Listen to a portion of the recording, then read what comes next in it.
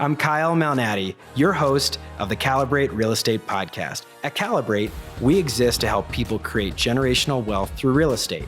My personal mission is to encourage, empower, and educate you by sharing best practices from business leaders that are proven winners. Broadcasting from the Mile High City, thank you for tuning in to the Calibrate Real Estate Podcast. Our esteemed guest today, Ryan Boykin.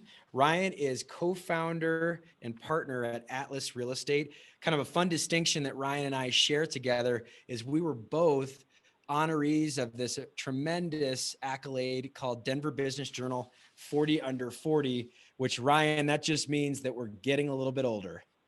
Have you made it beyond 40 yet, Kyle? No, I haven't hit 40 yet. I'm knocking on the door, but 2017 feels like forever ago all of a sudden. Ryan, welcome to our show. And we're going to have a discussion about real estate. Obviously, the Calibrate Real Estate Podcast is a big promoter in real estate investing. And you shared with me as we're preparing for the show that the thing that differentiates Atlas is you've got 4 distinct lines of business that you really work through the process of helping real estate investors get started. So what are those 4 lines? And we'll ask you questions about each of those things. Great. Well, first and foremost, thanks for having me, Kyle. Appreciate you and the Calibrate team. So Atlas is made up of 4 business lines, as you mentioned. The first is that we have a brokerage really focused on rental real estate. Put in your mind that we try to help people and steward them forth and understanding that rental real estate can be an asset that you buy today and turns into a great savings device to determine long-term retirement or saving for your kids' college education. This is the long and slow and steady way of maybe accumulating a little bit of wealth. And we have an expertise there. We also help people with their first-time home purchases. And we like to really look at that as a vehicle through which somebody can maybe do a house hack and move it from a single individual purchase into a portfolio over time. So it's a brokerage really focused on investment and helping people forth in that, and focused on up to sort of a fourplex. We understand that the zone of genius required for a 50-unit or 100-unit multifamily complex is sort of out of our realm of expertise. Second area is property management. We have a robust property management company, and it's focused on residential real estate, both single family and multifamily. We manage just a hair under, I think, 4,000 doors in our geographies currently in our property management business. The third thing is sort of a unique partnership that we have with Zillow in their Zillow Offers line of business. And we can speak a little bit more about that, but we help Zillow in the execution of the Zillow Offers business line. And then the final item is pretty unique, and a lot of people don't really get a chance to see it. Over the last decade, we've developed a real level of expertise in helping big institutional funds, multi-billion-dollar funds, to acquire and develop their portfolios of detached single-family real estate for rent. And we do that in several geographies, and I've had a good run on it with the better part of the last 10 years. So those are the 4 business lines, and I always like to just add that we think we know something about those 4 business lines, but we're forever learners. And so I feel like we're always continuing to polish and get better at them. I love the approach of being an avid learner. I feel like we're kindred spirits there. That's something that I definitely appreciate as a business owner, is realizing that you can have confidence in a certain area of expertise that you might have, but it doesn't mean that you've made it. You're constantly learning, constantly evolving, constantly calibrating. And that's something we talk about a lot on our show. Something that I noticed in our discussions, Ryan, is that you're very intentionally working on the front end of real estate acquisition, real estate wealth creation. The mission at Calibrate Real Estate, our brokerage company, is we exist to help people create generational wealth through real estate. And that's phraseology that we work through with my career coach.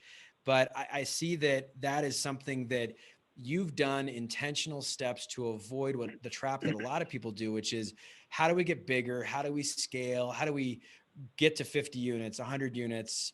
How do we start to manage those types of product? And I love that you work with the front line. You work on single family, nothing more than 4 units. And you're really there helping that entry level or maybe second or third tier investor.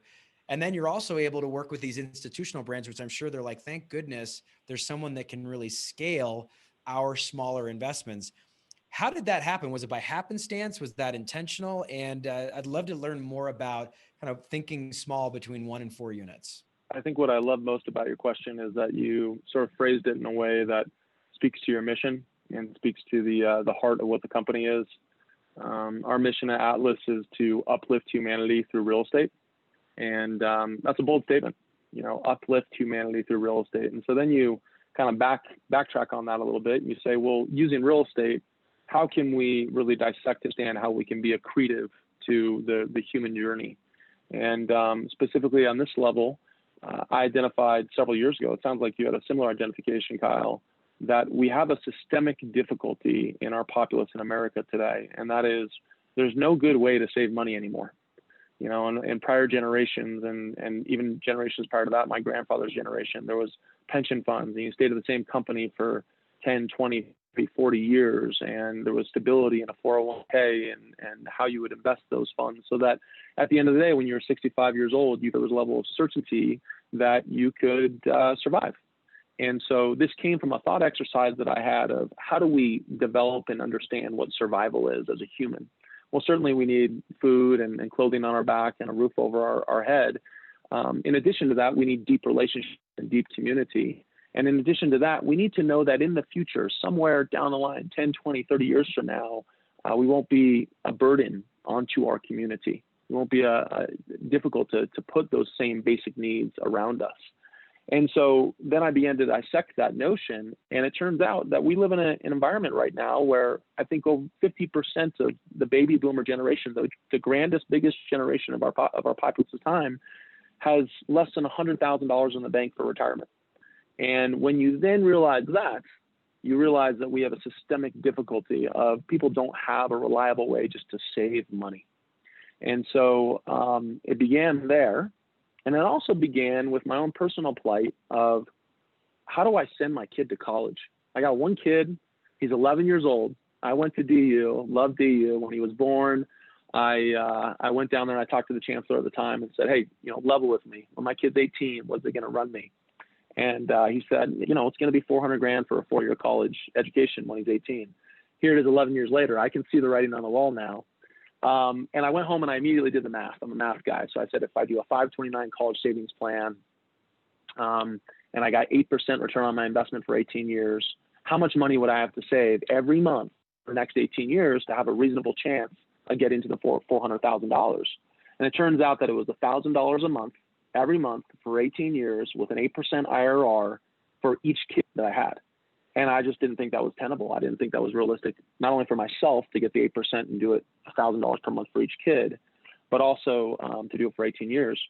Instead, I said, why don't I just go buy a duplex? If I can cash flow on a 15-year mortgage, then 15 years from now it'll be paid off. I'll sell that home. It'll be worth $400,000 at that point or more, and I'll send my kid to college. That was the starting point. That was the starting point of there's a real need in the market, and we don't have expertise around that incremental starting point for the general public to begin that journey. And it's less about wealth. It's more about fully checking that box of survival so that the human that checks that box of survival, and I think we've seen this in our business, can then say, wow, what does it mean now for me to thrive? And when a human gets to a point and says they're asking themselves how they can thrive, then they become amazing stewards and servants, I think, to the society and the community around them. So that's a ripple effect that we're going for. It's a big statement, but that's the idea behind our mission. And I'm sure our exercise is similar to yours in developing your mission. I hope I answered the question. I went way out there, so you can reel me back in, Kyle. That's a great answer. And it's oftentimes the answer that a lot of my clients will sit down with me and say, this is why we're trying to sell this particular property and trade into this larger property. Oftentimes it comes down to, I want to send my kids to college at first. And then they look around, they say, okay, now we've amassed enough of these buildings. We've got a few of these rental properties going, and we know the kids are set up. We've got one rental property for each of the 3 kids or whatever. And then they start to think about, okay, the dignity behind retirement. And that's usually the second step. And I love that part because generational wealth, obviously people think about, okay, second generation, my own kids, maybe. And I've had some guests on my show that have said, my goal is to pay for all of my grandkids and great grandkids to go through college through my real estate investing. And that's a big, hairy, audacious goal.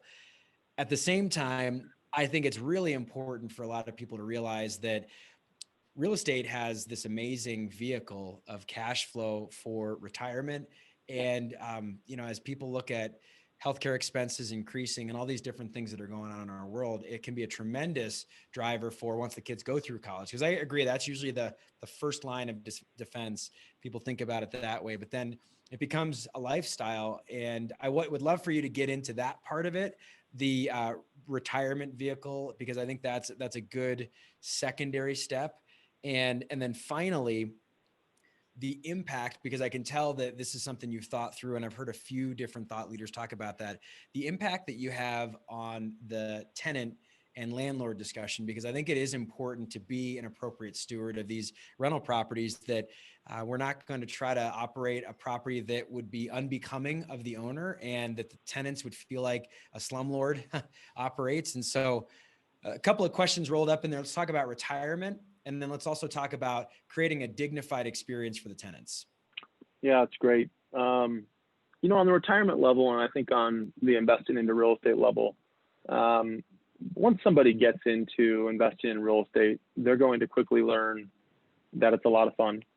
And they may choose to turn it into more than just an investment vehicle for retirement. They may want to make it their full-time commitment. They may say that we can create generational wealth as you described.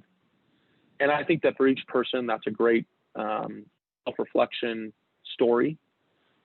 For me, what I look at is I hope that our real estate and what we do in being stewards of the real estate investment enables that individual to then step back and reflect on, I know I'm going to retire one day, and based on that and based on surviving generally, I'm actually passionate about in this world and this life. And how do I now pursue that passion? Because I've seen people that were doing jobs that they didn't love because they felt like they needed to make the buck.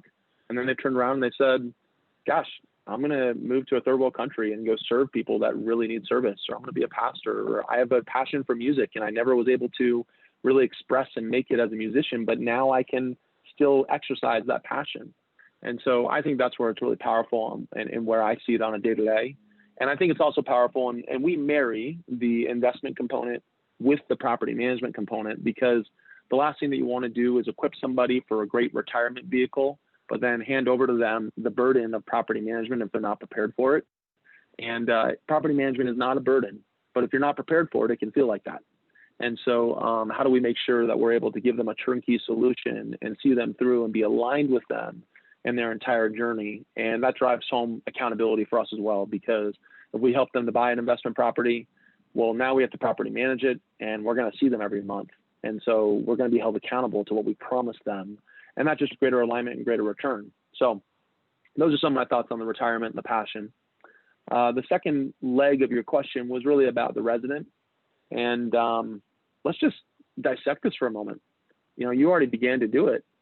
We're starting from a failed and flawed foundation when our nomenclature is tenant and landlord. We're talking about nomenclature that speaks to an inherent divisive conflict. You're the tenant and I'm the landlord and I own you. That's the subliminal and the real meaning of those words. And if you begin and you say, gosh, what is our product? Who is our customer? We're here as a business to serve. Our customer is actually that resident in that home that says, geez, for providing me a safe, quality home and a place to live, I'll purchase your product every month in the form of my rent. So thank you for providing me that service of a safe, quality home and prompt property management service. And as a result, as a customer, I'll buy your product every month. And so what is my product as a property manager? Well, I can't always control the neighborhood that you're in, and I can't always control whether or not the roof is brand new or not, because that's an owner level decision, but I can control great service. And so if I provide great service, then I'm delivering a product that hopefully my resident will choose to purchase. Now, once you put yourself into that frame of mind, you begin to understand the value of servicing that resident, and you understand how important they are. They are the reason why the wheel turns. And I think that, unfortunately, real estate wasn't able to be brought up in that thought process. It was brought up in a different thought process that is stale at this point. And so we talk all the time in our property management company about dignity and respect to the residents. You talk about a mission statement of uplifting humanity through real estate. That's the inception ground. That's the beginning point of saying, here's somebody that is, making ends meet, paying their bills and paying their rent. And how do we help them to flourish in life? And that begins with simply treating them with dignity and respect in a category where a lot of people don't get it. They don't get the human basic on that. So that's the way that we approach it. And then everything falls from that tree to make sure that we're aligned. And we're aligned with the owner and the property manager delivering on it to service the owner's needs, but also to service the residents. And as it turns out, amazingly, if you treat the resident great, guess what? They stay in the property longer. And it's amazing to me how many people buy rental real estate that don't understand what the greatest cost of rental real estate is. People think it's maintenance and insurance and taxes. Nope, it's vacancy. Vacancy is the greatest cost. So what are you doing to serve your resident to protect against your greatest cost, which is vacancy? And all of it aligns really beautifully if you can get to that starting point. Oh, well said. And as I'm kind of getting to know you more, Ryan, and we have done some business together, but every episode that I record, I'm always getting to know the guest as we go through the process. One of the things that I have picked up on absolutely is the entrepreneurial spirit. And I can see it in your bio. And for those that may not know you, you've been a part of and founded several different businesses. And I would imagine that has happened over the course of a lot of trial and error. It's, of course, something that you are bold in doing. There's not a lot of people that would want to start a business or feel like they're capable of doing so. And so what are some of the lessons you've learned through starting and operating several different businesses? Obviously, you've got the 4 lines through Atlas Real Estate that we've been talking about, but some of the other businesses, just what are some of the things that you've learned and maybe had to intentionally take a step back and say, okay, this is a learning experience. I've got to calibrate and work to get to a little bit better outcome. What are some of those examples that you can think of along the road of learning as an entrepreneur? The first thing that just comes to mind is being an entrepreneur is not the easy route, but it is, for me, the most fulfilling. And so I measure my life why I choose an action, and I actually really enjoy challenge, and I really enjoy difficult moments. I don't necessarily enjoy the easy path. For me, it's been incredibly fulfilling and passion-filled, but it's hard. And anybody out there that's considering being an entrepreneur, I like to always say, hey, I only work half days. So I just have to figure out what to do for the other 12 hours of the day. A 12-hour day seems easy at this point because they're usually a lot longer than 12-hour days as an entrepreneur. And that's just the reality that when you're being an entrepreneur, you're saying, gosh, I'm going to bring something new to the world, a new product, a new idea, sometimes a whole new industry. And as a result, you've got a lot of chips stacked against you in trying to share that message and educate, and of course the sales and all the other components of the accounting that you never thought you needed to learn how to do. And at the end of the day, I think entrepreneurship and business, more so than just entrepreneurship, what it really comes down to is, can you be a great leader? And leader not in the sense of, hey, I'm at the top and this kind of thing. It's is your ear open? Are you listening? Are you developing very strong culture internally in your company? I often reflect that as a business person, and if we get really simplistic, you have 3 things in business. You have strategy, you have culture, and you have execution. And when you're in the very beginning of the business, in the entrepreneurial phase, it's all execution. It's the only thing you should worry about. Don't even think about strategy. Inevitably, most entrepreneurs and most startups think so much about strategy that they never actually go out into the market and try their idea. And the truth is, you don't need to think about strategy, because you're going to go out into the market and try to sell it. The market's going to say, we don't want what you're selling. And you're going to clearly have the data point. Oh, I've got to execute this way in order to sell. There's your strategy. The market just told you. So in the beginning, it's all about execution. Now, as you begin to understand your business model and you begin to get a few sales and you put a little bit of money to the bottom line, you quickly understand this business is not about Ryan going out and executing. This business is about founding and developing at the beginning of the day and at the end of the day culture. And so once you start to get that progress and pace and flywheel moving, it's culture at every turn, in my opinion. And for me, culture and being a cultural leader is about really understanding your people and understanding how you can serve those people. So, those are a few thoughts that come to mind. I'll also just say that in my business experience, in the beginning, I was 24 years old and dead broke. And my first company was a cleaning company. And I ran that for, over a decade. And it enabled me to store up enough capital for some other, investments I made into real estate and our little venture capital private equity group. And a lot of the times this stuff begins from humble beginnings when you say, okay, I'll go out and bang on doors and see if somebody needs their house cleaned. The stories take time to develop. The patience game is a big deal. I really appreciate you sharing those three thought processes, because Ryan, I've interviewed over 300 people, 400 people for a couple of different podcasts that I've done. I have obviously sat kneecap to kneecap in thousands of listing presentations. I've talked to a lot of business owners, and I have never heard it presented that way so succinctly. And I appreciate it. And I want to sort of dial back here, rewind it, and remind everybody that execution, culture, and strategy, and maybe not in that exact order, execution, I absolutely agree. What happens with a lot of entrepreneurs is they fail to even start because they're constantly trying to think up what it is. And at some point, we realize as entrepreneurs, you are building this plane as it takes off. And I have found that on the culture piece of things, one of the bigger disagreements I've gotten with people that are in my own organization that are very good thinkers, very good strategists, is they'll question sort of the entrepreneurial spirit of, I feel like we need to go this direction, and here's why, and let's try it out. And they're reluctant. There's a lot of pushback because they're like, well, have you thought about this and that and the other thing? And those are good conversations to have, but at some point you do have to bring a product to the market, don't you? Yeah. I mean, the magic is in the doing. If we knew what the strategy was, we'd have the crystal ball and we'd all have already made it. I think it's become more prevalent and present in our days, this notion of embracing failure, embracing iteration. And you hear a lot of the savants so much smartly proclaim that. It is very accurate. You go out there, you fail. You don't take your failures to the grave. You learn from them. We'll do it again. The market's going to speak to you. So I couldn't agree more. Maintaining the entrepreneurial spirit is a big trick. And, Atlas is at about 90, approaching 100 employees now. And it's something that we talk about really a lot, understanding the value of risk and reward. And as an entrepreneur, you have the idea, but go out and do it. That means you're taking a risk because you're focused on the reward. Well, a lot of people in the early days, they only see the reward. And so because they can't assess the risk, well, then there's the failure point. Now, as you grow as an organization, you can only see the risk. And so I think that understanding the balance between those two is very valuable as we mature as a company, as we follow as a company some of the other leaders out there.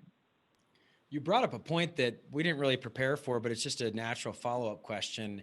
How do you keep the entrepreneurial spirit going in I don't want to say mature business, but in a business that's past the startup phase where you're still taking good, measured, calculated risks and not playing it safe? You have to empower people, and you cannot micromanage them. You must empower them. You must hold them accountable, and you must tell them, look, go out there, learn this, learn by doing. We don't have a training rhetoric that's 70 days and check these boxes. We want a thinking human. We're trying to hire a thinking human being. I want you to assess the needs. And then when you're stuck, you come to me and you say, hey, Ryan, I have this on the left and this on the right. Which one do you think it should be? I'm not going to say, I think it should be the right. I'm going to say, hey, Kyle, what do you think? And then you're probably going to spit back to me a really well-versed, well-thought-out resolution. And I'm going to think to myself, geez, I wasn't going to come to that conclusion, but you've really thought about this. Go do it, and then let them go do it. And 90% of the time, they're going to have success. We're so focused on the 10% of the time that they fail that we forget we're focusing on the 10%. Let me focus on the 90% upside in this equation. And it's almost like, geez, did we forget there's upside in a potential decision? We always preach in our organization, we have to make decisions. You can go left or you can go right. The worst decision is the non-decision. We must choose. You're never going to have perfect data. You must choose. So, I think that's cultural. You have to preach it. You have to live it. Fundamentally, in core values of our company, it's about empowerment and letting people understand what their role is and what the potential is, and then driving back to alignment. We try to align every interest. We're an employee-owned company, and people think about that when they go out and they execute in the day-to-day.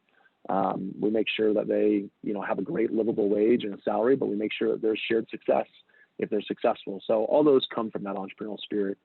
But you know what, honestly, Kyle, I'm still learning on this. We get it right, we get it wrong. And so I'm trying to continue to build on my notepad there. All right. This episode is going to be focused from here on out on real estate investing and some do's and don'ts, some tips, some things that people that are out there, the majority of our audience, Ryan, are realtors. They're people that are like yourself, like myself, that are practicing every day in the real estate industry. And I know you and I both believe that they should own some real estate themselves and have this ability to put their kids to college, save for a rainy day, have a great retirement, maybe build an empire through their real estate investing. And so I'd like to take this with the lens of what you just shared, execution, culture, and strategy for a new real estate investor that's interviewing property management. What are those three things? What do they mean to you at Atlas as it relates to working with someone who's going to hire you to both execute on their behalf, but create some strategy on where those investments are going, and then obviously the culture of the people that work around the assets? Yeah, well, let's talk about the practical on this. From an execution standpoint, if I'm looking at making an investment with somebody, the first thing I'm asking myself is this something you've done yourself? So execution is built upon experience. It's built upon doing. And if I'm working with a real estate professional that doesn't own rental real estate or investment real estate, that's going to be something I'm really going to take into consideration. I have a difficulty if I go to the Cadillac dealer and he tries to sell me a Cadillac and he hops in his Honda. So I want to know that you believe in your product, and in owning your product, you're going to learn from it, and I, as your client, will benefit from your learnings. We didn't really talk about how I got into real estate, and I'm just going to go on a slight deviation because I think it's worth it. I got into in 2008, I got into real estate, and I knew nothing about real estate. I had been in the cleaning industry, house cleaning, and I had been in the venture capital and private equity industry, and had some success and some failure. 2008 happened, market collapsed, and I just said, geez, risk and reward. It seems like maybe the cards are weighted in my favor to go buy a little real estate. So we were able to raise a little bit of money from high net worth and a family office investors. And over the next year and a half at foreclosure auction, we did about 500 fix and flips, buying at foreclosure auction, fixing them up, selling them in about a year and a half. So that's a lot in a short amount of time for somebody that didn't really have any infrastructure.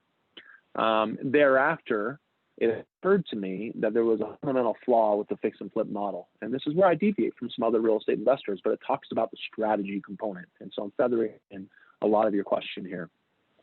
For me, I'm a long-term oriented. I want to found the base. I want to harvest and create a real foundation and then see the benefit of that for decades.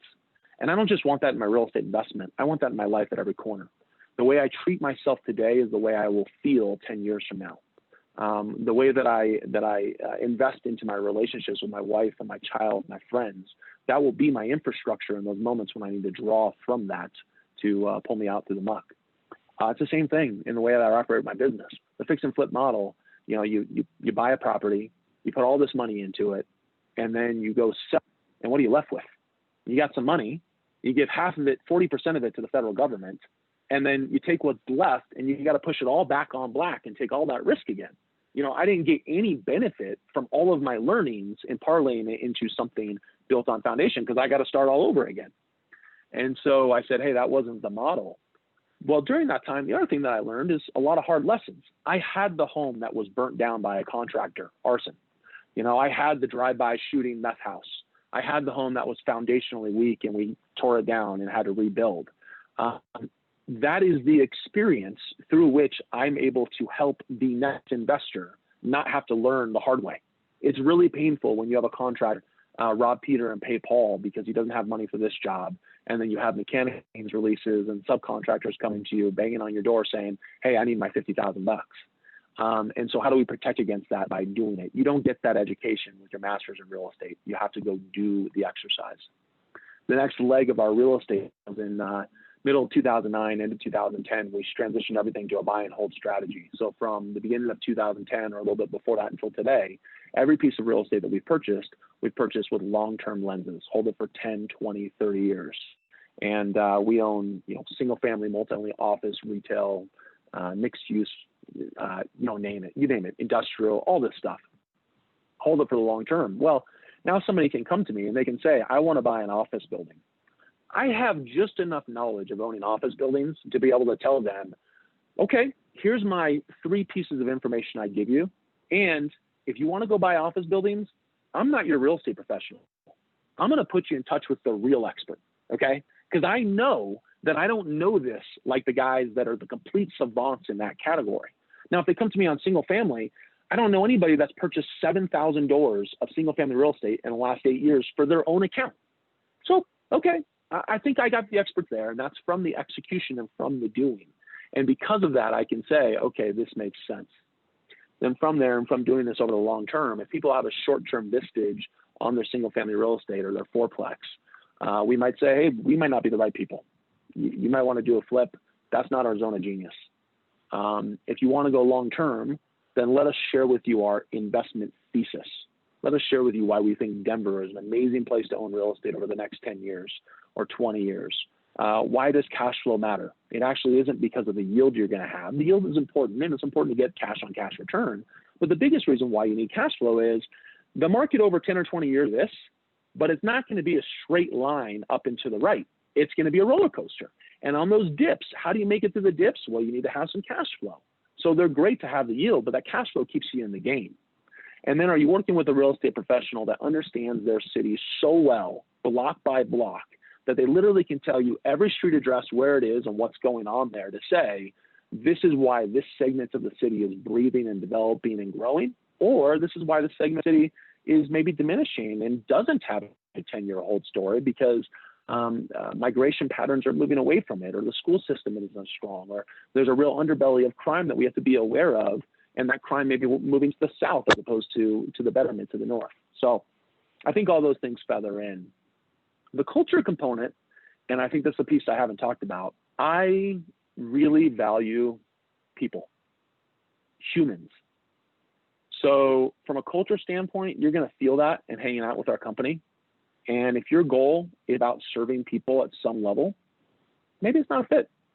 And I'm not that motivated by money. I want to wake up and work with beautiful people and serve our employees and our stakeholders and feel the positive feedback loop associated with that.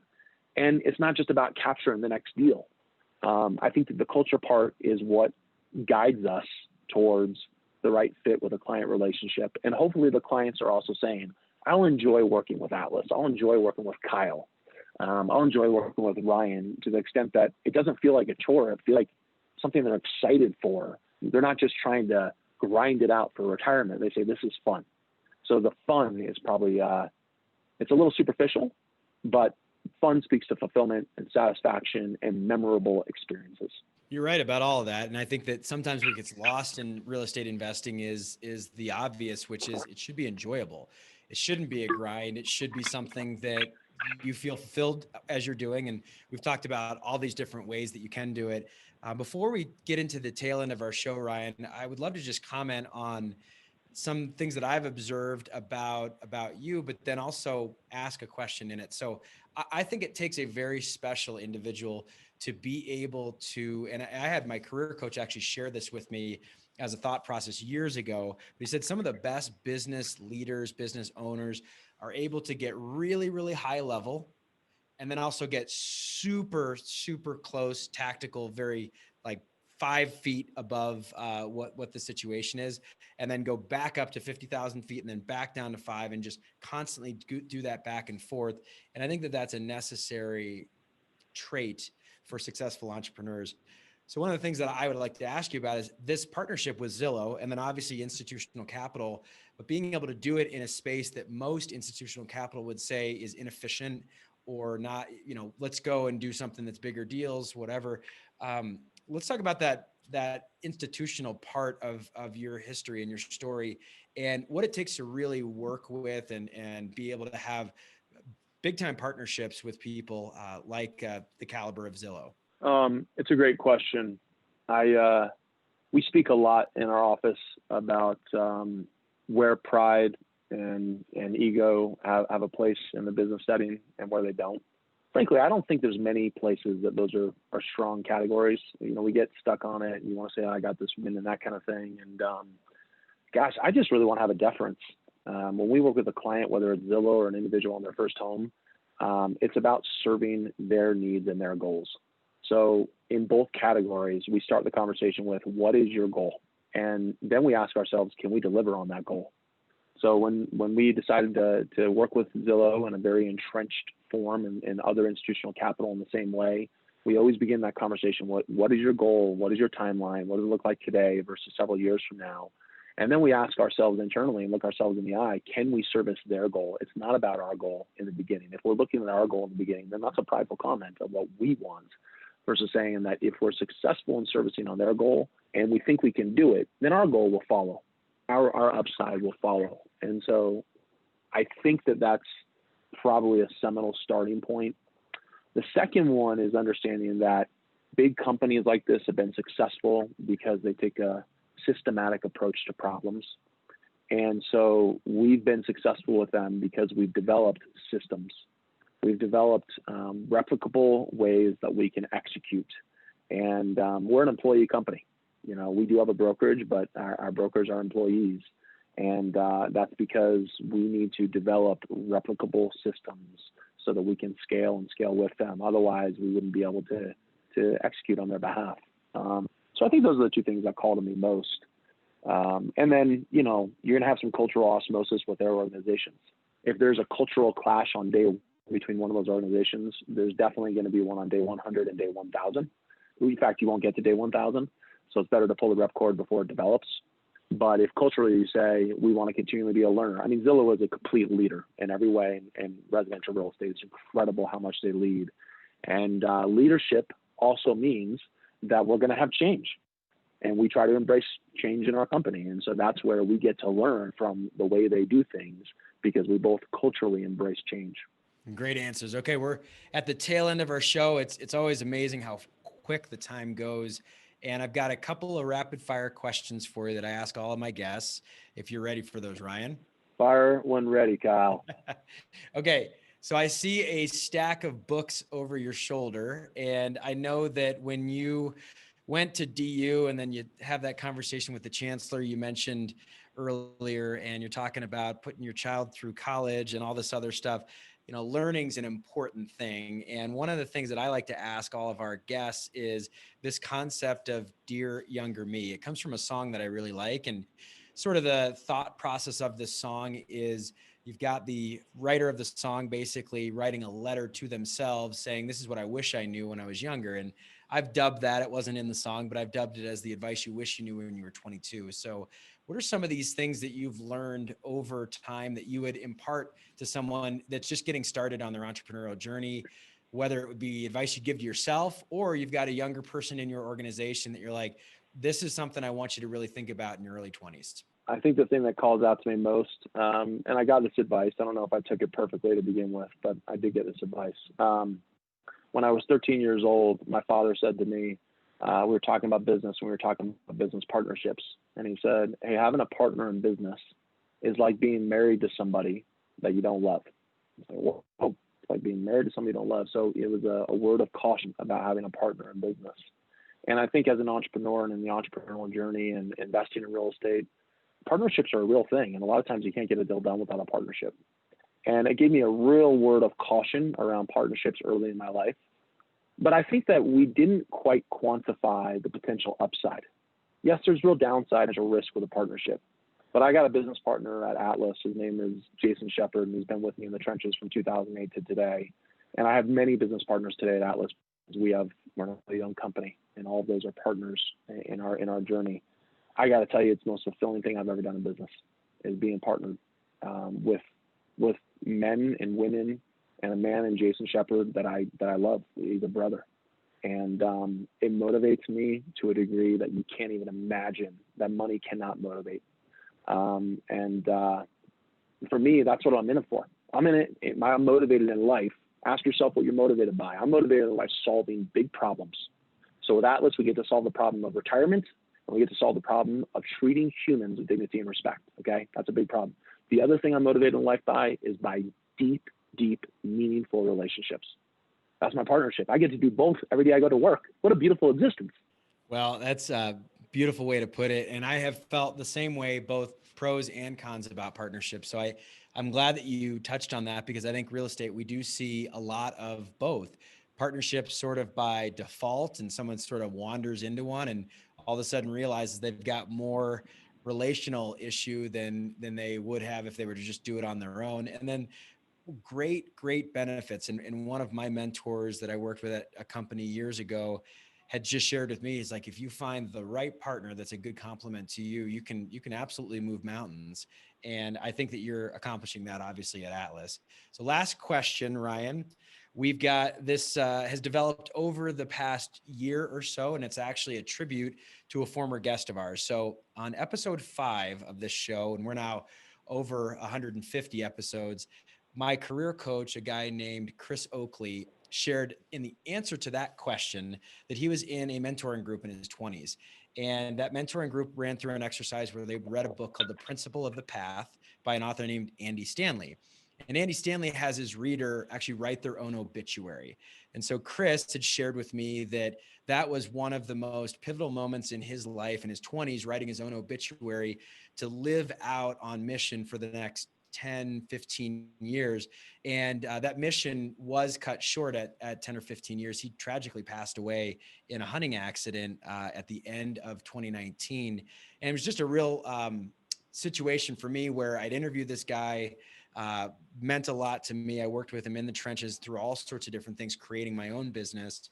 And he helped me in so many ways. And that was his parting advice on a show, a year or so before he passed. And so now I ask all of my guests, and I like to frame it this way, a little bit more personal, instead of writing an obituary, which a newspaper columnist could do. If you had a family member deliver your eulogy, what would you want to be remembered by? Just want to be a good man. Love that. And I think that can mean so many different things. What to you means, and I think authentic manhood is something that has been frankly on attack the last couple of years. And I don't think we're necessarily going that route in this interview, but to you, what is being, a gentleman, being a good man, being someone that can be depended upon? Yeah, I think that you make a distinction. I want to be a good human, and I'm in a man's body. And so I want to be a good representative and steward to what that means. And there's places where we as males have succeeded and failed, and we have an opportunity better every day. So a good human, a good man. I hope that I'll be relationally great. I think that I have a long way to go to be relationally great. It's something I think about a lot. And I hope that I get to solve problems. I mean, this is what I'm motivated by. And so therefore, I hope that in reflection, that those are things that we're able to say, here's a person that tried to be accretive to those around him. So I think that's where it is. And, I don't feel it's one I think a lot about. It's a great question, and you give me pause to think, which I'm always grateful for those moments when we get to critically reflect. I guess I'm not living for the day when I'm not here. I'm living for the day that I am here. And that means today, can I add 1 ounce of positivity to the existence that I touch, is probably the way I look at it. It's a beautiful answer. And I appreciate, in our existing world right now, we're tail end of a pandemic, we all hope. And, there's a technological efficiency by doing this over Zoom, but I wish I could see in person. I wish I could, because I can feel the energy through the screen. And so, Ryan, I appreciate your answers to all of the questions.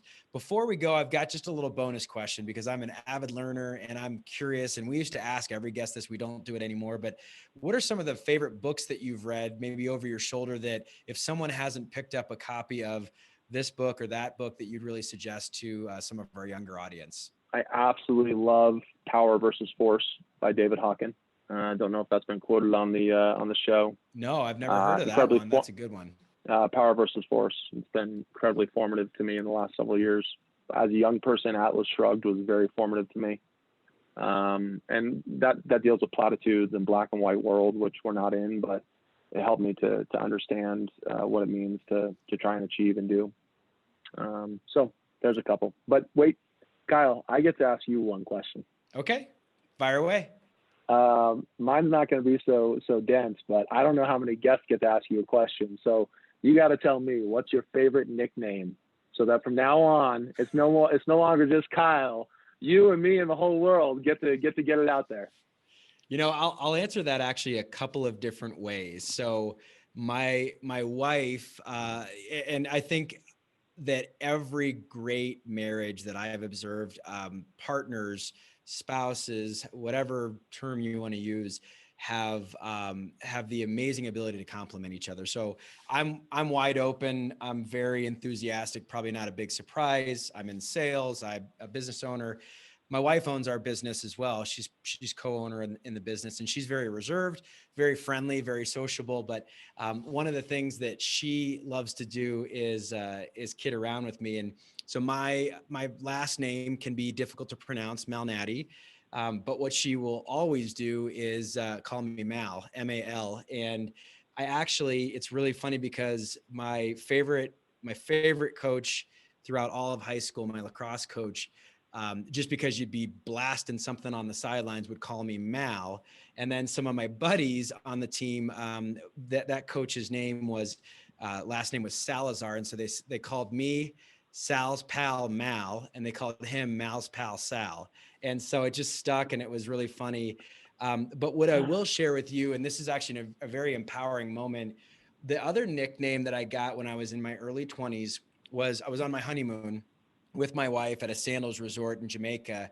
And there was this tall, athletic, very dark Jamaican man. And he was one of the hired crew that would go through and make sure everybody had a great time on their trip. And I'm a competitive guy by nature. And so there are all these different activities you could do to get something silly, like, a bottle of rum at the end of the time that you're there that you could take home with you duty free.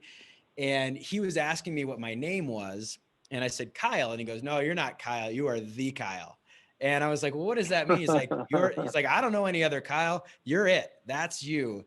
And it was such an empowering moment in my early 20s. And it was such a silly little exchange, but he gave me such a level of confidence in that moment where I felt like, yeah, that's me. I'm going to wear authentically my Kyle-ness. So I think being authentically you and stepping out and understanding that what makes you great is being your own person. And there's a lot of my life that I spent being younger years, being superficial or trying to act like something. And I've tried to do that a lot less lately. And those are kind of two reminders of who I am. Mal, I love it. Well, Mal in Spanish means bad. I know it Mal. does. So you're bad, man. You're the bad Kyle. Well, that's awesome, man. I appreciate you sharing. Yeah, it's a great experience, and we could go on for days on that. But I actually appreciate that's one of the first times a guest has asked me a question. Now that'll happen in the back and forth. They'll say, "Hey, what do you think about this?" But that was such a fun experience, and I think that this episode is going to bless so many people, Ryan. So if people that are in Colorado want to hire Atlas, what's the best way that they can get in touch with you and your team at Atlas? Well, our website is realatlas.com. Obviously info@realatlas is just fine. And, I'm an open book. I want to be a help to anybody. I'm Ryan at Real Atlas. I probably won't be the person on the ground, but sometimes you find people want to follow up and have a question or whatever. So a lot of people in my life were great stewards to me and advisors to me and helped me with my journey. And so those are probably the easy ways. This is just about learning from one another, less so than promoting, I guess. I love it. Great discussion about real estate, great discussion about life and the thought process that goes behind success. Ryan Boykin of Atlas Real Estate, thank you for joining us on our show. A big shout out and thank you to Ann Russell and Kayla Davis for booking the show. Of course, rate, subscribe. Apple Podcasts is our biggest area of thought process and influence. Ryan and I have done a deal together. Our companies have worked together, and I had a great experience just a few weeks ago closing a deal that Atlas managed. And so really, sincerely, if you're looking for help in any of the spaces, any of their distinct lines that they shared, go ahead and reach out to them. And as I love to close out every show, I'm Kyle Malnati, the host of the Calibrate Real Estate Podcast. Thank you to Ryan for being our esteemed guest today. And as I love to say, we will see you around the neighborhood. Thanks, everybody. Have a good day.